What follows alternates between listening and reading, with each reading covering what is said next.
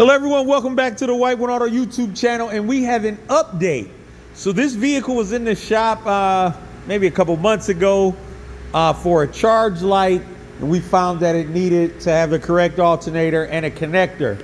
I believe some people doubted that as to what that was the issue, but it's in today for some front brakes, and we will start it up and see if our charge light is still out. Well, I know it's out, the customer knows that it's out, but just to reaffirm to everyone whom doubted that as the repair, I hope the last video on this captured the mileage, because you can see it's been a few miles since that, and the issue is solved. So what we are going to do to it today, we're just gonna put some front brakes on it. That's what they asked us to do. We have actually gained a new customer because we fixed that. So I am very, very thankful for that. So let's get this thing up on the hoist and take a look at the brakes. Okay, so we have our wheels off. Let's take a look. This is our passenger side. Let's take a look at our brake pad here. So our inboard pad there has a decent amount of material left. The outboard pad as well. And this is on the passenger side. To give you a glimpse at the back of the rotor there. There's some rust, but it is okay. But let's travel over here to the driver's side and take a look. Now, do you see our inboard pad there is pretty much non-existent. Our outboard pad here has a decent amount of thickness, but look at our rotor condition. This thing is all scarred up. So we see that right there. That's from the metal to metal grinding. So what we're gonna do is we're gonna hope our caliper slides are good, because typically when you have just an inboard pad or one pad worn, it means your caliper isn't sliding correctly. So we'll get a screwdriver, pry this back, and hope everything is okay. So let's see.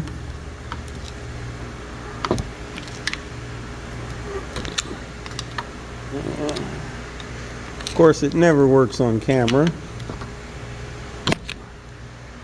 Let me get a better grip in here. Try to pry this back, and it is moving just a little bit. I'm pretty sure that the other side will move a lot better. I mean, if I had a better grip on it, I'm sure it would move better, but you shouldn't need that much on there. So you can see our piston here is retracting well. It's working on our slides there.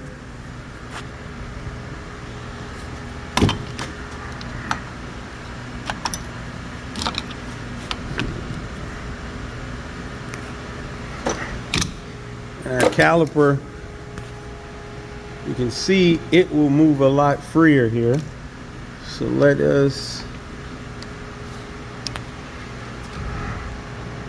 so that isn't what we're seeing on our other side, and I'm pretty sure that is why that inboard pad, see how this thing slides freely now? Pretty sure that is what was why our inboard pad over there is worn. So that's how your caliper should slide. So we're gonna have to do a little bit of work over there, nothing extreme, to just get that caliper to slide and check our sides.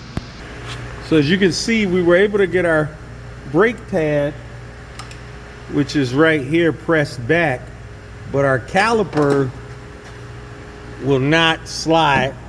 Well, it's moving a little bit. So yeah, so we're freeing this thing up. So what we should be able to now to get this off, clean up our slides, remove our rotor, and put our new ones on. So it's not as bad as I thought.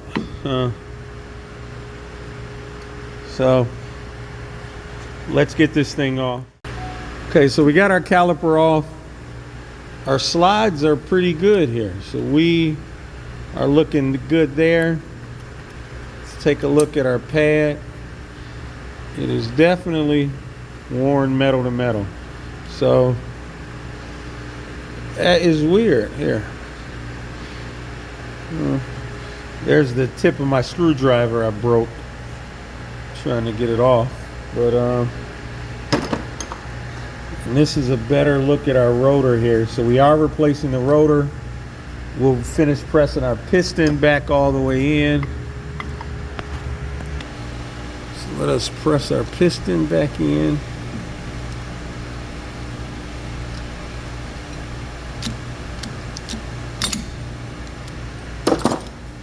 So that is done. Now it's just a matter of getting this caliper bracket off and cleaning up the contact points. And we'll put our new rotor on and put our caliper and new pads on. So this here is the drastic difference here. This is our inboard pad. This is our outboard pad. So this one is all the way gone. And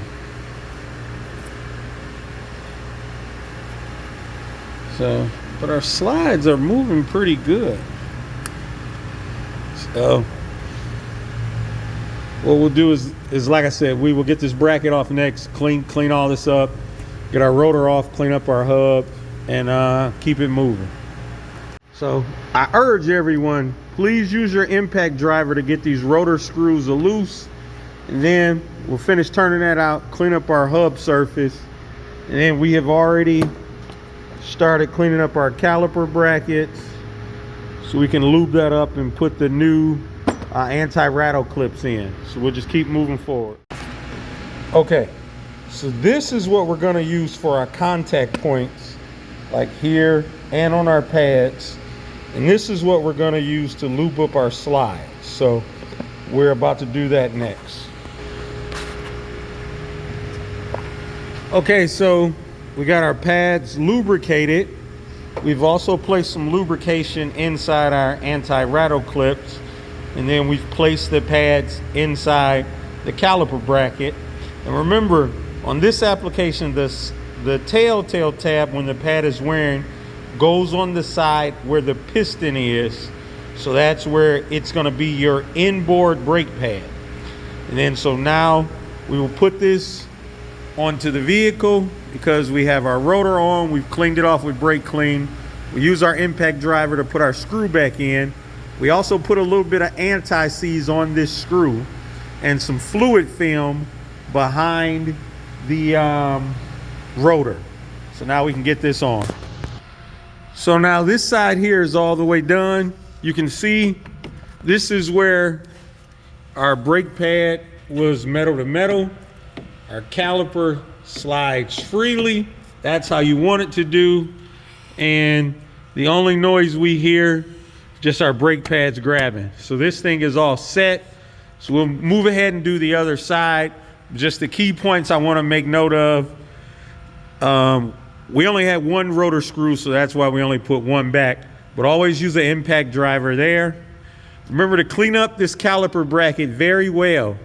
We typically do it in our sandblaster, but we're changing, our media blaster, but we're changing our media. So that's why we had to use a hand grinder.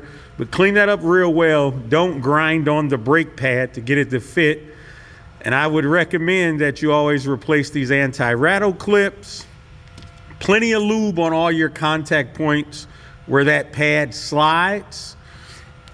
Clean and lube your caliper slides. And if they are not free, you can try a light amount of heat to bust them free, but you don't want to heat it up too much because there's a rubber boot in there that you can replace too as well. They sell like a caliper guide bolt kit. So just make sure if you do got to heat them up a lot, that you clean this bore out very, very well too.